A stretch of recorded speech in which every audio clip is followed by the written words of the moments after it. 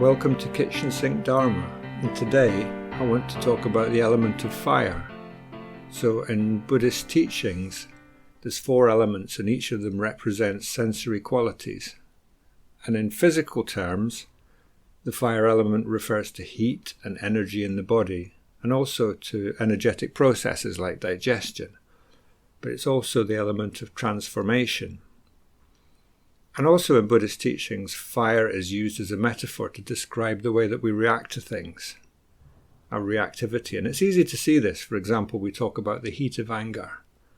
And like all the elements, we're encouraged to be mindful of the fire that's in us, to bring our awareness to this part of us. And it isn't something that we can bypass. So the fire element describes a vital energy that's actually evolved with us. It's a part of us. And that energy has an evolutionary purpose, it's not something we can unevolve or we would want to get rid of.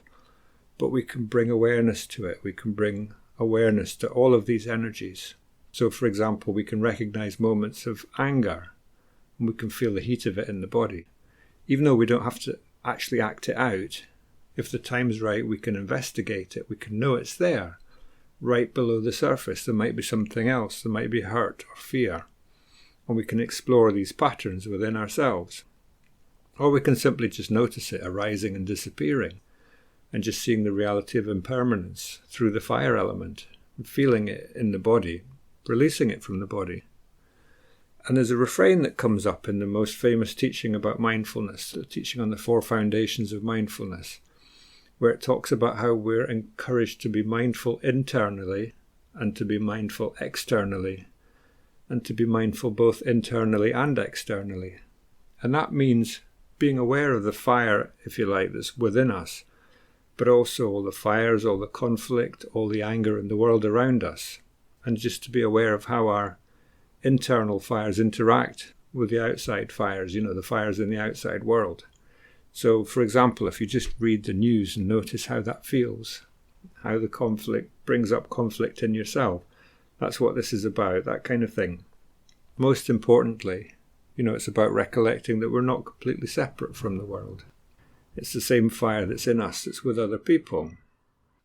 But I just want to be clear before I move on. The kind of fiery feelings and emotions are not a mistake. They're not a sign that we're failing.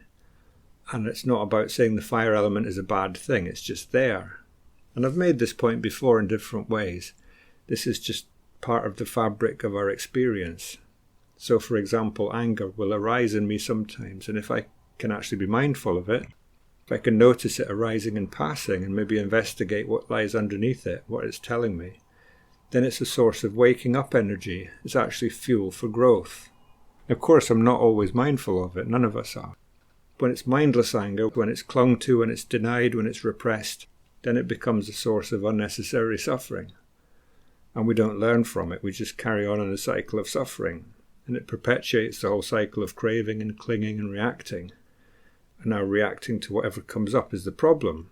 Not the fact that we have emotions, not the fact that we're passionate beings, but the fact that we get lost in these kind of loops of reaction. So one of the earliest known teachings of the Buddha is usually referred to as the fire sermon.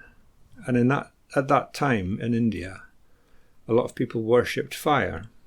And in the early Brahminical religion, it involved ritual sacrifice, and they used to recite hymns around the sacrificial fire to try and keep the cosmic order and keep away chaos. People were terrified of chaos. Brahmanism was all about trying to keep things as they are. And the Buddha was very critical of this. He saw their society as being quite stagnant, quite unethical. And he was very much against the idea of just having rituals. And he would have been very familiar with Brahminical beliefs and texts, and his teachings actually often parodied them.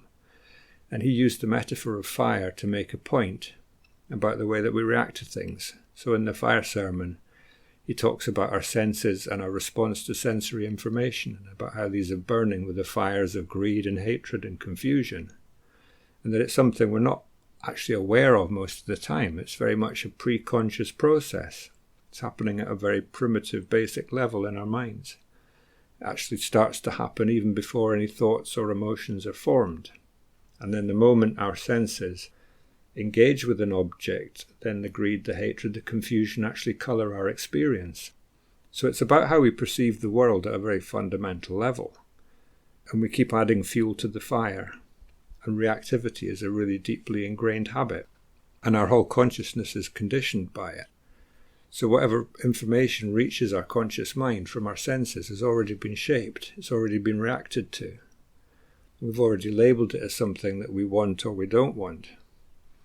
And in the fire sermon, he says, friends, everything is burning.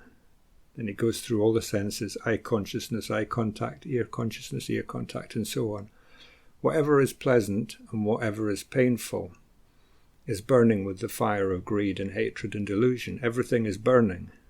And this is really a description of how a moment of experience arises for us.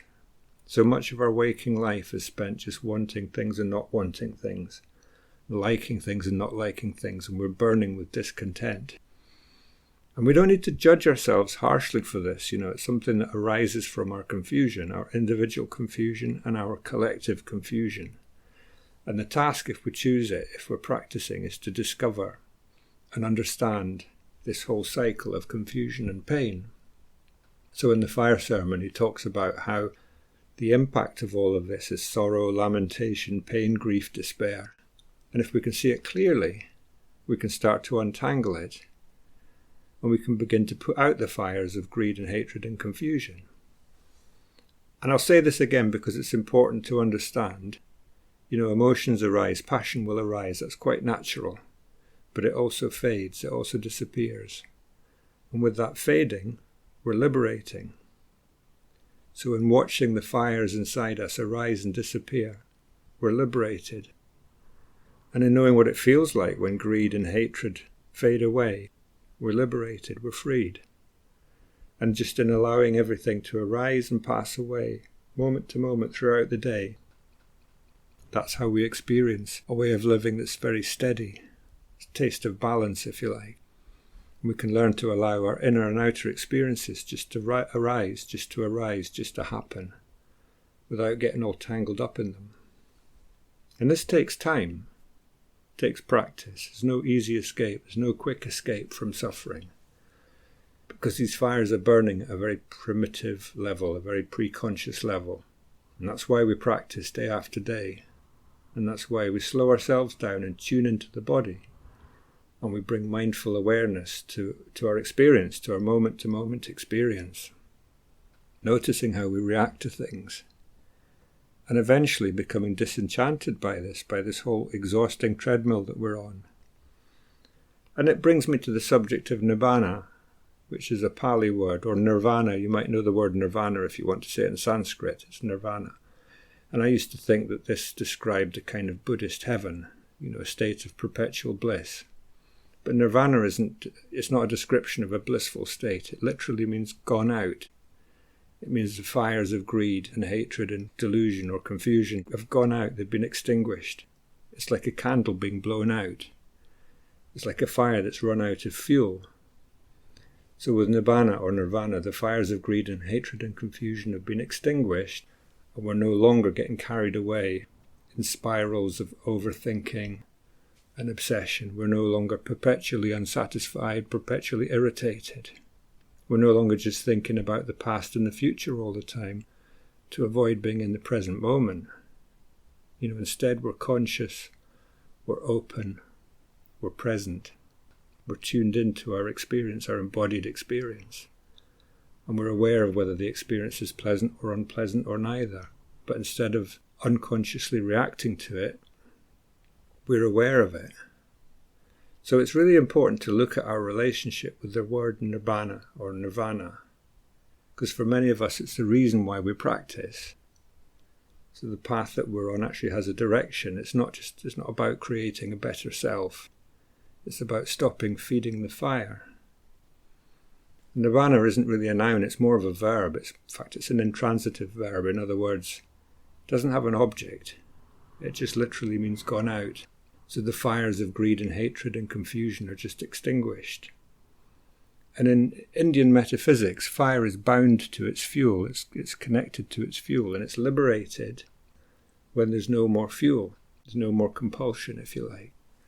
And what liberates us, what actually unbinds us, if you like, is wisdom. Without wisdom, there is no liberation. And liberation is achievable. We all have this capacity to liberate ourselves from the illusions that enchant us. And as I said, it's a gradual process. And we can all experience moments of liberation. Every so often, maybe a taste of freedom, just a moment of spaciousness, a moment of connection, a moment of not being dragged around by our own reactivity. Or if we are, a moment of just watching it fade. Because it always fades, it always disappears sooner or later. And if we can notice that fading away of the fire, if we appreciate it, if we valorize it, that's the cultivation of wisdom. It's the development of resilience, it's the development of unshakability, and it's growth, it's maturation. So I'm recording this just before the turn of the year, and the wind's blowing outside. It's very noisy, but it's a time of fresh beginnings. Maybe a good time to revisit that question: how do you want to live? How do you want to live your life? And if meditation practice isn't making any difference to your life, then it doesn't mean anything. It's a hobby. It's nothing more. But on the other hand, if it helps you to grow, if it helps you to become more resilient, even a little bit, if it loosens your grip on your whole personal story about suffering, then it's not a hobby, it's a process of awakening. It's a path towards living in balance with the world. So if we can recognize that fire within ourselves, that fire element, and really tune into what's going on, all of a sudden we have a choice. We no longer have to keep getting burned by our own reactivity, our own constant dissatisfaction. Instead, we can use that fire energy in the service of waking up. We can use it as fuel for growth. And it's not a prescription for a flat, joyless life. It's quite the opposite. It's the prescription for a fearless life. It's one in which we're fully engaged. So thanks as always for listening to another episode of Kitchen Sink Dharma, and hopefully you can join us again soon.